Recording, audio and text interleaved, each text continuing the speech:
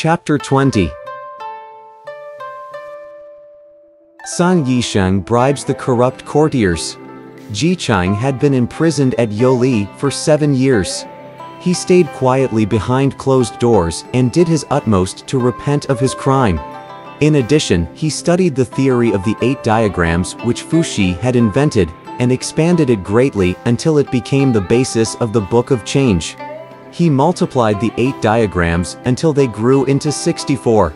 He based them on the yin and yang theory and modeled them on the zodiac, so that they contained 360 explications. One day, with little else to do, the Duke picked up his zither and idly began to play. Suddenly he was alerted by the undertone of death coming from the thickest string. He stopped playing and made a divination by throwing gold coins. Reading the results, he began to weep. "Ah, my poor son. You failed to obey my instructions." He mourned. "Now if I refuse to eat your flesh, I cannot avoid death either. But how can I bear to devour my own son's flesh? I feel as if my heart's been pierced with a sword, but I mustn't be mournful and weep, for I wouldn't be able to protect myself if I let my knowledge of the matter known." Before long, a palace messenger arrived with the king's order. Ji Chang knelt down and listened to it. When the messenger finished reading, he handed Ji Chang the casket of pies. "As you've been imprisoned here for so long, His Majesty is deeply concerned," he announced. "He shot some deer on a hunt yesterday and ordered that pies be made and presented to you." Still on his knees, Ji Chang opened the casket. "His Majesty exhausted himself with the rigors of hunting, yet bestows upon his convict minister the pleasure of tasting the fruits of his labor. Long live His Majesty!" he exclaimed. After expressing his gratitude, he took a pie and ate it appreciatively. He ate a second and then a third, and finally replaced the lid of the casket. The messenger sighed. "Everyone says that Ji Chang can foretell fortunes, yet he's eaten the flesh of his own son without knowing it. He found it so delicious that he ate 3 pies in a row. He certainly isn't a prophet. What he says is all nonsense." Ji Chang knew well that he had eaten his son's flesh, but he had to hide his sorrow. He dared not show it and pretended delight. "Sir, I'm sorry that I cannot directly offer my gratitude to His Majesty for this special grace," he said. "But I would venture to trouble you to pass my thanks on to him." He knelt down before the messenger. "I thank His Majesty for his great favor. The light of His grace shines brightly over Yoli today." The messenger bade him farewell and returned to Jiaoge. Ji Chang grieved deeply for his son and could not eat or sleep. King Zhou was playing chess with Fei Zhang and Johan at Celebration Hall when the messenger returned from Yoli and requested an audience. When the king gave the order, he entered and knelt before the king. "By order of Your Majesty, I took the pies to Ji Chang." He immediately expressed his gratitude, saying, "I should have been put to death for the crime I committed, but I was forgiven and allowed to live by the great kindness of His Majesty. This is more than I could have hoped for. Now, His Majesty is so kind as to grant me another great favor by bestowing upon me these dear pies. His grace is boundless, and my gratitude knows no limits." Still kneeling on the ground, he opened the casket and ate 3 pies with great enjoyment. Then he kowtowed in gratitude and said again, "Your convict minister regrets being unable to thank Your Majesty in person. After kowtowing again, he begged me to pass his words on to you." Hearing the account, King Zhou said to Fei Zhong, "Ji Chang is known to all for his virtue and for his accuracy of prediction. But today, he's eaten the flesh of his own son without knowing it. His reputation is clearly unfounded. As he's been imprisoned for 7 years, I would like now to forgive him and let him return home. What do you think?" Ji Chang never makes mistakes in his divinations. He certainly knew he was eating the flesh of his own son, but realized that if he didn't, he would lose his own life. He forced himself to eat those pies, expecting you to be generous enough to set him free. You'd better consider the matter carefully. Don't be deceived by him," Fei Zhong warned. Ji Chang would certainly have refused to eat the pies if he knew they were made of his son's flesh. He's a saint, and no saint could bear to eat his son's flesh. King Zhou argued. Ji Chang's a hypocrite. Outwardly he's loyal and honest, but inwardly treacherous and dishonest. Everyone's been fooled by him. You don't have to kill him, but you'd better continue to confine him to curb his ambition, much like keeping a tiger in a trap or locking a hawk in a cage. What's more, the rebellions in the east and south haven't yet been suppressed. If you allowed him to return to the west, you would be just bringing more trouble on yourself. I beg you to think it over carefully. Fei Zhong persisted. You may be right, minister. King Zhou agreed at last. Learning that Bo Yikao had been killed, his entourage fled Zhaoge by night and reached West Qi, just as Ji Fa was holding court. When they knelt before him weeping, Ji Fa was greatly startled and asked the reason. Our master didn't go to Yoli to see the Grand Duke, but first went to present his tribute to King Zhou. For some reason unknown to us, the king cruelly murdered him, mincing his body.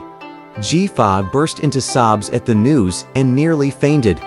Prince Bo Yikao was the young master of the West Grand Dukedom. How could King Zhou have slayed him so cruelly when he went to offer tribute? Though our old master's been imprisoned for so long, we've remained loyal ministers to the king, despite his tyrannical behavior. Now this butchering's broken the sacred code between king and ministers. Nangong Kuo cried from among the generals. We can't wait patiently any longer. We must take action, as the East Grand Duke and South Grand Duke are doing. We must send an army to Zhaoge and replace this tyrant with a virtuous ruler. This is the only way to restore peace in the country. General Nangong Kuo's right. The ranks of generals roared their agreement. They ground their teeth and glared angrily, filling the court with the clamor of their voices. Not even Ji Fa could maintain his composure. Just then San Yisheng came forward. Master, please calm down and hear me speak. First of all, you should have General Nangong Kuo beheaded at the gate. Then we can discuss how to deal with this emergency. Why do you want to have General Nangong beheaded? You'd better have a good reason to convince our generals. Ji Fa demanded. Because what he proposes would endanger the old master. Our generals are very brave but not thoughtful. San Yisheng began. They're ignorant of the fact that the old master's always been loyal to the king. He's never complained, even though he's been confined for such a long time. If you take reckless action, he'll certainly be executed before we even reach the 5 passes. They're all talking nonsense. That's why I say first behead General Nangong Kuo before we discuss the situation. Ji Fa and his ministers fell silent, and General Nangong also lowered his head, not saying a word.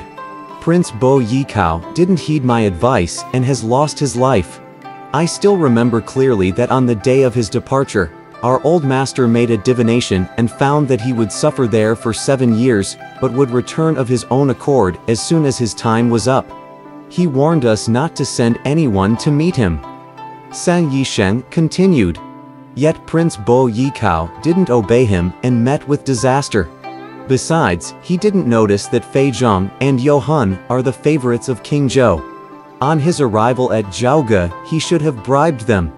To meet the present situation, I propose that we send 2 messengers secretly to Zhaoge and bribe the 2 with valuable presents. That way we'll have secret aid within the court when we try to do something officially from here. I'll write letters to Fei Zhong and Yu Han, begging for their help. If they accept our bribes, they'll be sure to speak to King Zhou on our behalf and secure our old master's release. Once he's returned, we can march on the tyrant in alliance with the other dukes. The whole kingdom will naturally support us in our efforts to eliminate the tyrant and enthrone a virtuous ruler. If we act otherwise, we'll be the laughingstock of the country for generations to come. You've taught us an excellent lesson today. But tell me, please, what kind of present should we send, and who should we entrust with this mission? Ji Fa inquired. We should send pearls, jade, satin, gold, silver, and jade belts. I suggest that General Tai Dian go to see Fei Zhong and General Hong Yao go to see Yu Han. They must travel secretly in the guise of merchants.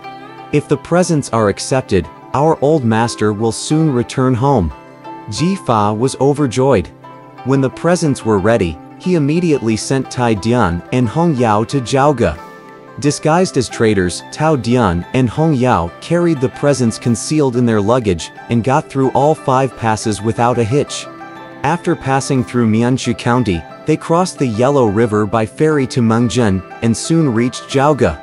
They dared not stay in the government hostel, taking up lodgings at a small inn. Fei Zhong returned home from the palace at dusk and was sitting in his study when the Gataman came to report. A messenger with a letter from Sun Yixing, Supreme Minister of the West Grand Dukedom, requests to see you. Fei Zhong smiled and said, "It's just a little late, but bring him in." Entering the hall, General Tai Dian greeted Fei Zhong. "Who are you? Why do you come at this late hour?" "I'm Tai Dian, General of Divine Prowess of the West Grand Dukedom. At the request of Supreme Minister Sun Yixing, I've come with a letter and some gifts as a small token of our gratitude for your saving the life of our master. You've done us a great favor, yet we've done nothing to repay you. I've been sent here today bearing our warmest regards." Tai Dian replied courteously.